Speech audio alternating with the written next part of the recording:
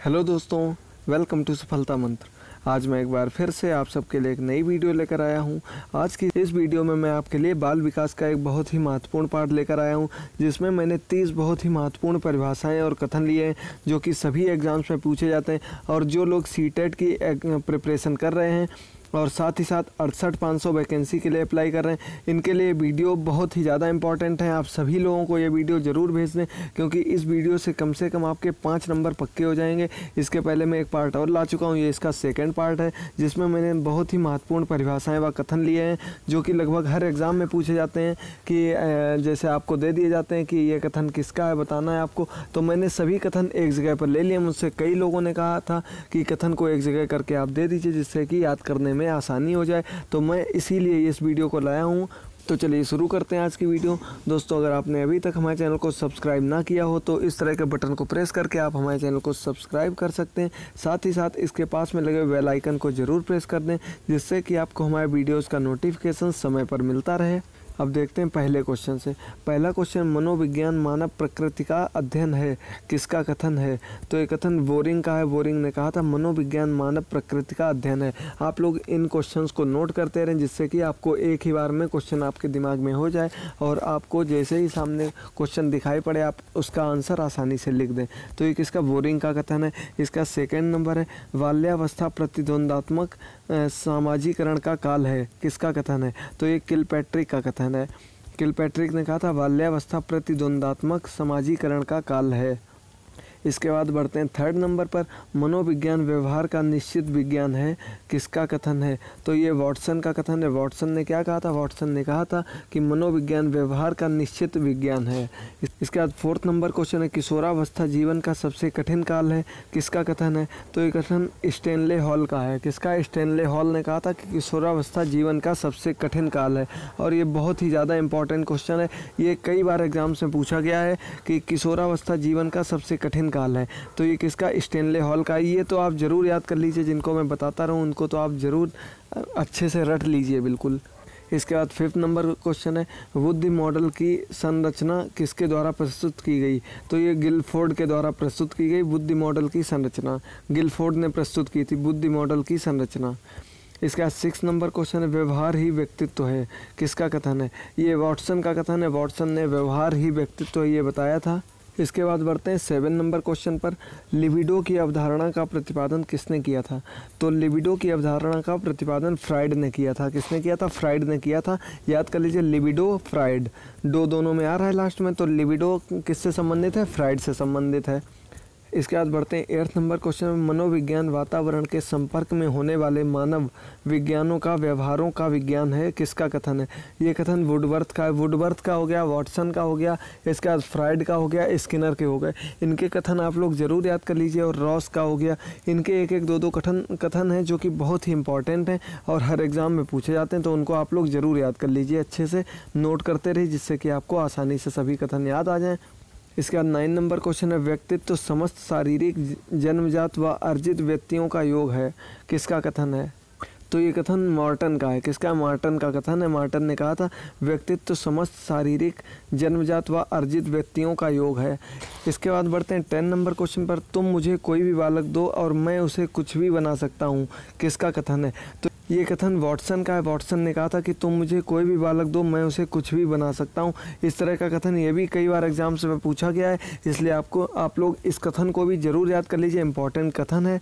इसके बाद 11 number question है, व्यक्तित्व का विकास व्यक्ति में उपस्थित अभिप्रेरकों के द्वारा होता है, किसका कथन है? ये अब्राहम मैस्लो का कथन है। अब्राहम मैस्लो ने कहा था व्यक्तित्व का विकास व्यक्ति के में उपस्थित अभिप्रेरकों के द्वारा होता है। इसके बाद 12 नंबर क्वेश्चन है, रुचि का अर्थ अंतर करना है, किसका कथन है? ये भाटिया का कथन है। भाटिया ने कहा था रुचि का अर्थ होता है अंतर करना। इसके बाद बढ़ते हैं 13 नंबर क्वेश्चन पर, मिनेसोटा बहुपक्षीय व्यक्तित्व सूची का निर्माण सर्वप्रथम किसने किया था? तो इसका निर्माण हाथवे और मैकिनले ने किया था, मिनेसोटा बहुपक्षीय व्यक्तित्व सूची का निर्माण। इंपॉर्टेंट क्वेश्चन है, आप लोग नोट करते रहिए सभी। और दोस्तों आप लोगों से एक रिक्वेस्ट और है, जो भी लोग वीडियो को देख रहे हैं इसे अधिक से अधिक संख्या में अपने सभी दोस्तों के साथ ज़रूर शेयर कर दें। और अगर आपको वीडियो पसंद आती जा रही है तो इसे लाइक करना ना भूलें, लाइक कर दिया करें वीडियो को, जिससे कि मुझे पता चलता रहे आप लोगों को मेरा पढ़ाया हुआ समझ में आ रहा है या नहीं आ रहा है। इसलिए इस वीडियो को लाइक ज़रूर कर दें। इसके बाद बढ़ते हैं 14 नंबर क्वेश्चन पर। तो 14 नंबर क्वेश्चन है, व्यक्तित्व व्यक्ति के व्यवहार की समग्र विशेषता है, किसका कथन है? ये कथन है वुडवर्थ का है। वुडवर्थ ने क्या कहा था? व्यक्तित्व व्यक्ति के व्यवहार की समग्र विशेषता है। इसके बाद 15 नंबर क्वेश्चन है, चिंतन संज्ञानात्मक पक्ष में एक मानसिक क्रिया है, किसका कथन है? ये रॉस का कथन है कि चिंतन संज्ञानात्मक पक्ष में एक मानसिक क्रिया है। इसके बाद 16 नंबर क्वेश्चन है, वातावरण वह बनावटी शक्ति है जो हमें प्रभावित करती है, ये किसका कथन है? ये भी रॉस का कथन है। रॉस ने कहा था वातावरण एक ऐसी बनावटी शक्ति है जो हमें प्रभावित करती है। इसके बाद बढ़ते हैं 17 नंबर क्वेश्चन पर। अभिवृद्धि से आशय शरीर व शारीरिक अंग में भार तथा आकार की दृष्टि से वृद्धि होना है, ऐसी वृद्धि जिसका मापन संभव हो, ये किसका कथन है? ये सोरेनसन का कथन है। सोरेनसन का याद कर लीजिए, कथन थोड़ा बड़ा है लेकिन आपको कंफ्यूज करने के लिए ऐसा कथन भी पूछा जा सकता है जिससे कि आप लोग कंफ्यूज हो जाएं कि ये क्या है। अभिवृद्धि से आशय शरीर में शारीरिक अंग में भार तथा आकार की दृष्टि से वृद्धि होना है और ऐसी वृद्धि होना जिसका मापन संभव हो। तो ये कथन कहा था, सोरेनसन ने ये कथन कहा था, याद कर लीजिए। इससे आप लोगों की एक तैयारी और हो रही है, इससे आप लोगों को छोटी छोटी परिभाषाएं भी याद हो रही हैं। इन्हीं परिभाषाओं को याद कर लीजिए आप लोग। यदि आप लोगों से परिभाषाएं आती हैं तो आप लोग डायरेक्ट यही परिभाषा लिख देंगे, और यदि आपसे कथन आते हैं तो आप लोग कथन भी लिख देंगे आसानी से। इसके बाद 18 नंबर क्वेश्चन है, अभिप्रेरणा किसी कार्य को प्रारंभ करने, जारी रखने, नियंत्रित करने अथवा नियमित करने की प्रक्रिया है, यह किसका कथन है? तो ये कथन गुड का है। गुड ने क्या कहा था? गुड ने कहा था अभिप्रेरणा किसी कार्य को प्रारंभ करने, जारी रखने, नियंत्रित करने अथवा नियमित करने की प्रक्रिया होती है। अब इससे देखिए आप लोगों की अभिप्रेरणा की परिभाषा भी तैयार हो रही है कि अभिप्रेरणा क्या होती है। यह किसी कार्य को प्रारंभ करने, जारी रखने या नियंत्रित रखने की प्रक्रिया होती है। इसका 19 नंबर क्वेश्चन है। ये क्वेश्चन बहुत ही इंपॉर्टेंट क्वेश्चन है, हर बार सीटेट में, यूपी टेट में ज़रूर पूछा जाता है। अभी पिछले यूपी टेट के एग्ज़ाम में भी ये क्वेश्चन आया था, डिसलेक्सिया किस प्रकार की अधिगम अक्षमता का प्रकार है? तो ये पढ़ने संबंधी क्षमता से संबंधित होती है। डिसलेक्सिया एक बीमारी होती है जिससे कि व्यक्ति के, बालक के अंदर पाठन अक्षमता आ जाती है, उसे पढ़ने में दिक्कत होने लगती है। इसका 20 नंबर क्वेश्चन है, जन्म से मृत्यु तक चलने वाली प्रक्रिया को क्या कहते हैं? ये बहुत ही ज़्यादा इंपॉर्टेंट क्वेश्चन है, बहुत ही बेसिक क्वेश्चन है। आप लोगों को इसका आंसर कमेंट बॉक्स में ज़रूर देना है, और इस क्वेश्चन का आंसर आपको ज़रूर अधिक से अधिक संख्या में ज़रूर दे दें, क्योंकि बिल्कुल ही आसान क्वेश्चन मैंने पूछा आप लोगों से। और ये मैं आप लोगों को पहले वीडियोज़ में बता भी चुका हूँ कि जन्म से मृत्यु तक चलने वाली प्रक्रिया को क्या कहते हैं। इसके बाद 21 नंबर क्वेश्चन है, अचेतना का सिद्धांत किसने दिया? तो ये एडलर ने दिया था। अचेतना का सिद्धांत किसने दिया था? एडलर ने। इसके बाद 22 नंबर, ये यहाँ पर एक क्वेश्चन छूट गया है, इसे हटा देते हैं। इसके बाद बढ़ते हैं 23 नंबर क्वेश्चन पर। 23 नंबर क्वेश्चन है, सीखने में सफल अनुभव अधिक सीखने की प्रेरणा देते हैं, किसका कथन है? ये कथन फ्रेंडसन का है। फ्रेंडसन ने क्या कहा था? सीखने में सफल अनुभव अधिक सीखने की प्रेरणा देते हैं। आप लोग एक एक शब्द को ध्यान से पढ़ते रहिए, आप लोगों को आसानी से सभी क्वेश्चन याद हो जाएंगे। इसके बाद बढ़ते हैं 24 नंबर क्वेश्चन पर। मानवतावादी मनोवैज्ञानिक के आध्यात्मिक जनक कौन है? तो मानवतावादी के लिए अब्राहम मैस्लो को जाना जाता है। इन्होंने ही मानवतावादी मनोविज्ञान के आध्यात्मिकता का प्रतिपादन किया था, यही इसके जनक हैं। इसके बाद 25 नंबर क्वेश्चन है, टीएटी परीक्षण का निर्माण किसने किया था? दोस्तों इसका आंसर भी आप लोगों को कमेंट बॉक्स में देना है। आप लोग आंसर नोट करते रहें और वीडियो के अंत में अपने आंसर कमेंट बॉक्स में ज़रूर दे दें अधिक से अधिक संख्या में कि टीएटी परीक्षण का निर्माण किसने किया था। और इसका 26 नंबर क्वेश्चन है, कौन मानता है कि इद, ईगो और सुपर ईगो को मानव संरचना का विभिन्न अंग है? इद, ईगो, सुपर ईगो मानव संरचना का अभिन्न अंग है, विभिन्न अंग है। ये किसने? फ्राइड ने माना था। फ्राइड की मान्यता ये थी कि ये जो है ये मानव संरचना के अभिन्न अंग हैं। इसका 27 नंबर क्वेश्चन है, केवल 2 प्रकार की मूल प्रवृत्ति हैं, मृत्यु एवं जीवन। ये विचार किसका है? ये विचार भी फ्राइड का है। फ्राइड ने भी काफ़ी योगदान किया है बाल विकास के क्षेत्र में। इनके भी कई बार कथन पूछे जाते हैं, इसलिए फ्राइड के भी कथन आप लोग याद कर लें कि केवल 2 प्रकार की मूल प्रवृत्ति है, मृत्यु एवं जीवन।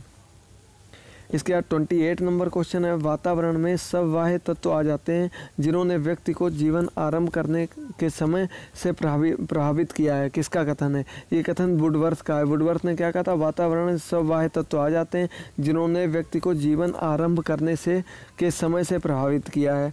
ये कथन वुडवर्थ का है, आप लोग याद कर लीजिए इस कथन को। और दोस्तों, यदि आप लोग मेरे व्हाट्सएप ग्रुप से जुड़ना चाहते हैं तो उसका लिंक आपको नीचे डिस्क्रिप्शन में मिल जाएगा, या मेरे व्हाट्सएप नंबर पर भी आप लोग मैसेज कर सकते हैं। यदि आपको कोई प्रॉब्लम है या कुछ क्वेश्चन पूछना, कोई डाउट क्लियर करना है तो आप लोग मेरे फेसबुक ग्रुप से जुड़ जाइए, या मेरे व्हाट्सएप ग्रुप पर भी आप लोग मुझे मैसेज कर सकते हैं, जो कि आपको नीचे डिस्क्रिप्शन में दोनों चीज़ें मिल जाएंगी। वहाँ से आप लोग डायरेक्ट मुझे मैसेज कर सकते हैं और अपने सॉल्यूशन प्राप्त कर सकते हैं।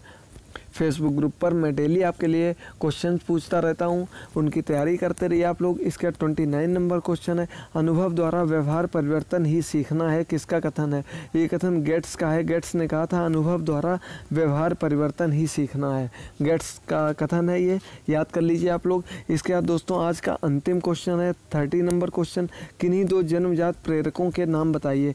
तो आपको किन्हीं 2 जन्मजात प्रेरकों के नाम कमेंट बॉक्स में देने हैं, और जो ऊपर 2 क्वेश्चन पूछे हैं इनके आंसर भी आप लोगों को कमेंट बॉक्स में देने हैं। और 2 नहीं तो कम से कम 1 जन्मजात प्रेरक का नाम तो आप लोग सभी लोग ज़रूर कमेंट बॉक्स में दें। मैंने सभी इंपॉर्टेंट क्वेश्चन लिए हैं और छोटे छोटे क्वेश्चन हैं जिनके आंसर आप लोग आसानी से दे सकते हैं, तो अपने आंसर ज़रूर दे दें। आज मैंने आपके ये 30 क्वेश्चन कंप्लीट करवा दिए हैं, ये सभी इंपॉर्टेंट कथन है। इसके बाद इसका जल्द ही आपको पार्ट 3 भी मिल जाएगा, जिसमें भी मैं आपके लिए इंपॉर्टेंट कथन लेकर आऊँगा। तो आप लोग जुड़े रहिए ऐसे ही हमसे, और हमारे चैनल को सब्सक्राइब कर लीजिए। और दोस्तों, अगर वीडियो पसंद आ रही हो तो उसे लाइक करना ना भूलें, ज़रूर लाइक कर दिया करें, ये रिक्वेस्ट है मेरी आपसे। इसके बाद दोस्तों, इस वीडियो को अधिक से अधिक संख्या में अपने सभी दोस्तों के साथ शेयर करना ना भूलें। सभी दोस्तों के साथ जो सीटेट की प्रिपरेशन कर रहे हैं या किसी भी स्टेट की टीईटी की प्रिपरेशन कर रहे हैं, ये बिल्कुल बेसिक क्वेश्चन है, सभी एग्ज़ाम्स में पूछे जाते हैं। तो दोस्तों, आज की वीडियो में इतना ही। हंसते रहिए, मुस्कुराते रहिए और देखते रहिए हमारा चैनल सफलता मंत्र। थैंक यू दोस्तों।